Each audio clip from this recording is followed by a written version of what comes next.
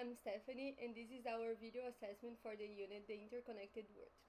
This assessment is to discuss what are the risks that can be involved in the mobile phone producing process, and how it can affect the residents of the countries that this product was produced. Our group spoke component by 4 members, which is me, that I'm going to do the discussion, the introduction and the conclusion, and going to discuss the most important topics.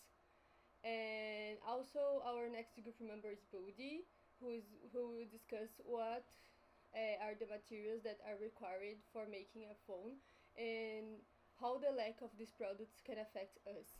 The next one is Vinay, who will talk about the India and China trade, basically why this trade is important for healthy and poor countries and how they can rely on the supplies. Lastly, Madeline, to discuss the risks involved in the residents of these countries and how it can affect their daily life. Now, I will let you guys with Budi, who will discuss our first topic. In this part, I'll cover the component used to make mobile phone, its major source country, and how lack of access to this material affect production and use us personally. A lots of components are used to make a mobile phone, like antenna and TXRS switch is used to convert electronic magnetic signal to electronic signal and vice versa. And TX-RX switch is used to convert both TX path and RX path with antenna. Mobile phone basement part is used to convert to be carried where ADC and DAC analog to digital converter is used to convert analog speech signal to digital signal and vice versa. Mobile phone software protocol stack and operating system are important to run mobile smoothly and connect software to hardware. Both battery is the major source of power to keep the mobile functional, and connectivity is important to transfer data. Other components like microphone, speaker, camera, display are important to make mobile phone complete. One of the major source country of smartphone and its part is China, and it has the highest number of mobile users in the world. China represents a quarter of world export and had a huge impact on the world market. Lack of access to this material decreased the production rate and increased the demand.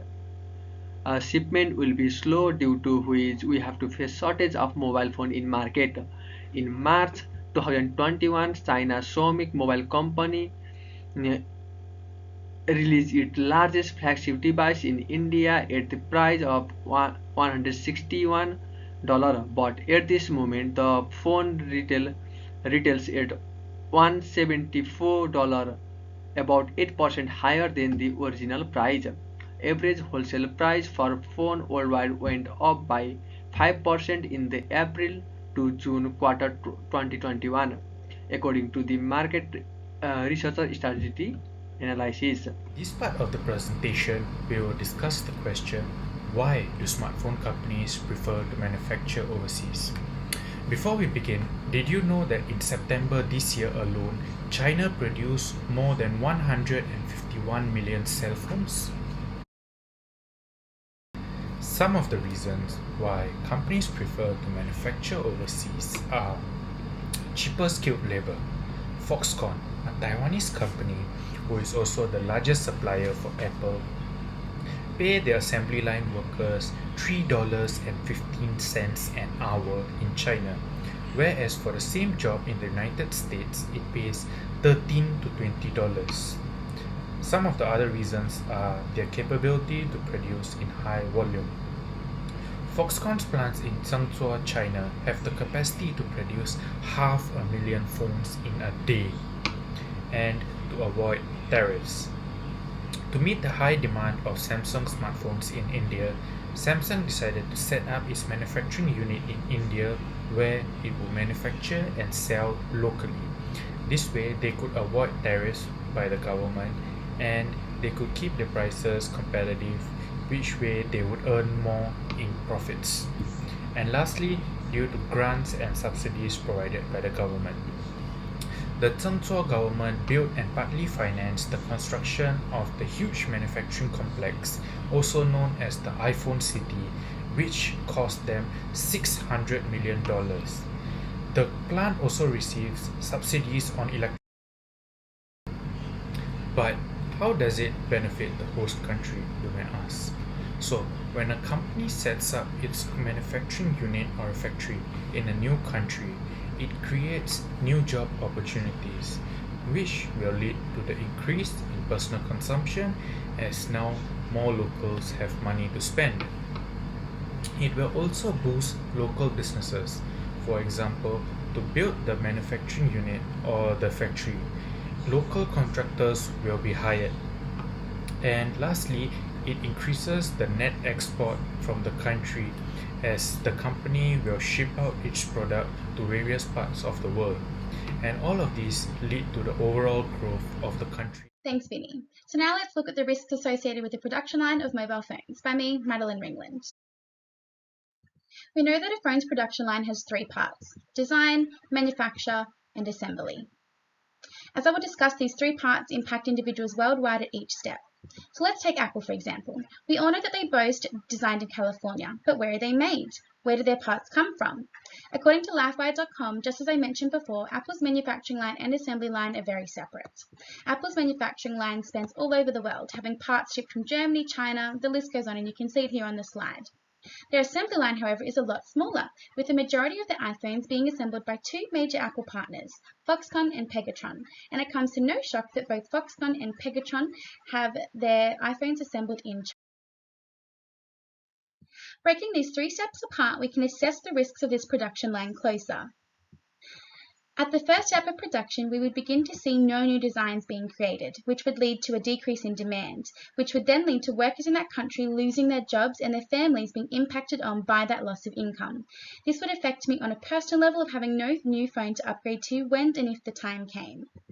At the second step of production, we would begin to see the impact of having no new designs to create also means that no new parts are required. And if demand has diminished, the need for production and therefore the need for parts for phones also diminishes.